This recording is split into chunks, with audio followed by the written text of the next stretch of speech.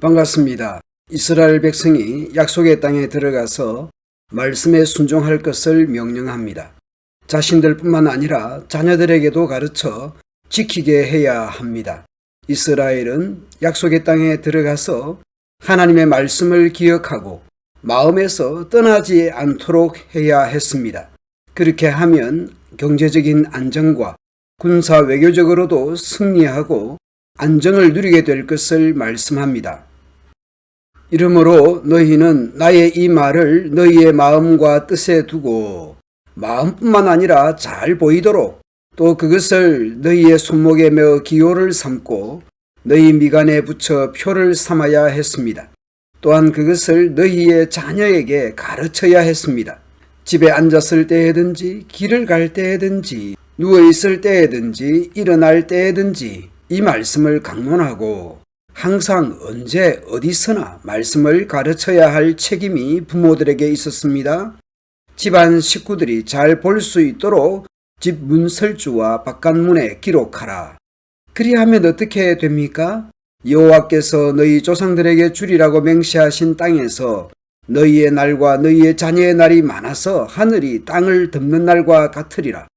너희가 만일 내가 너희에게 명하는 이 모든 명령을 잘 지켜 행하여 너희의 하나님 여호와를 사랑하고 그의 모든 도를 행하여 그에게 의지하면 여호와께서 그 모든 나라 백성을 너희 앞에서 다 쫓아내실 것이라.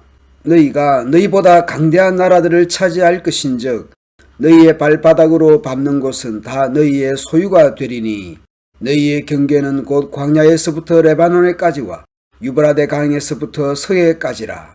이러한 땅에 대한 약속은 아브라함 때부터 하셨던 것이죠. 당시 가나안 땅에 거주하던 아브라함에게 동서남북 보이는 땅, 가나안 땅을 종과 행으로 다녀보라. 밟는 땅을 다 주시겠다고 약속하셨던 것입니다.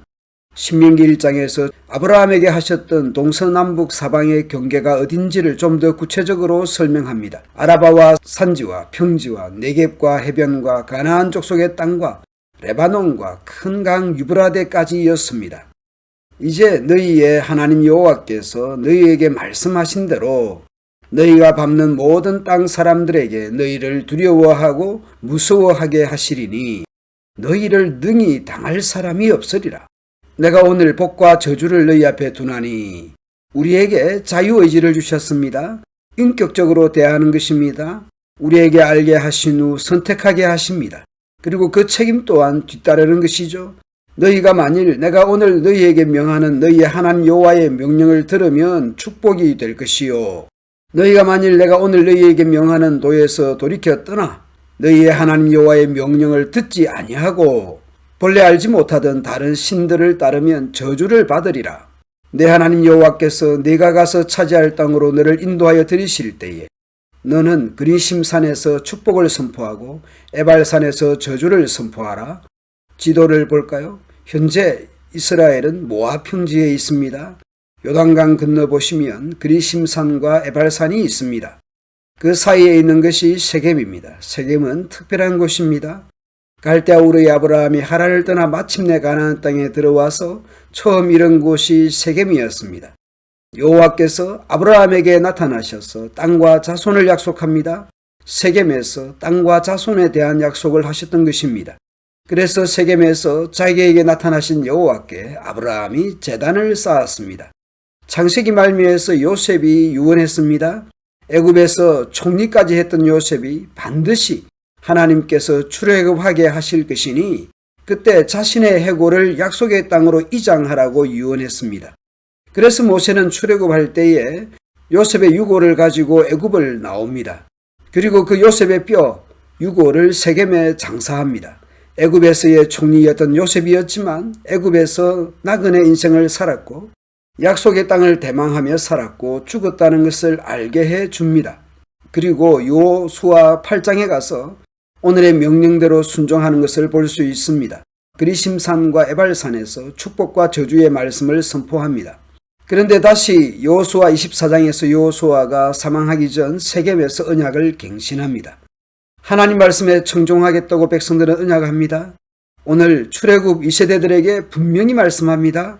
너희가 요단을 건너 너희의 하나님 여호와께서 너희에게 주시는 땅에 들어가서 그 땅을 차지하려 하나니 반드시 그것을 차지하여 거기 거주할지라. 내가 오늘 너희 앞에 베푸는 모든 규례와 법도를 너희는 지켜 행할지니라. 그 약속의 땅에서 하나님의 백성으로서 하나님의 말씀을 순종하기를 권면하고 있습니다. 하나님께서는 땅과 자손을 주시겠다는 약속을 이루어 가십니다. 따라서 이제 이스라엘은 하나님 말씀에 순종하는 것으로 응답해야 할 차례입니다. 하나님께서 아브라함에게 자손과 땅에 대해 계속 약속하셨습니다. 땅도 자손도 없던 아브라함에게 약속을 주셨습니다. 이제 때가 되어 출애굽하여 그 땅이 보이는 모압 평지에 이르렀습니다. 이제 요단강을 건너면 자신들의 조상 아브라함과 이삭과 야곱이 묻혀있는 약속의 땅에 들어갈 것입니다. 그 땅에서 가나안 원주민처럼 살아갈 바에는 의미 없는 일이 될 것입니다. 이스라엘 백성이 말씀대로 살지 않으면 땅의 주민만 바뀔 뿐 하나님과 아무 상관없는 백성으로 살아가는 것입니다. 만약 그렇게 된다면 이스라엘 백성도 가나안 원주민처럼 심판받게 될 것입니다. 이제 하나님의 백성이 약속의 땅에 들어가서 언약의 백성답게 살아가야 합니다. 고급한 삶이 무엇인지 증거하는 것입니다. 하나님을 모르는 인생과 하나님을 아는 인생의 차이를 드러내야 할 것입니다. 그것은 하나님 말씀에 순종하는 것입니다.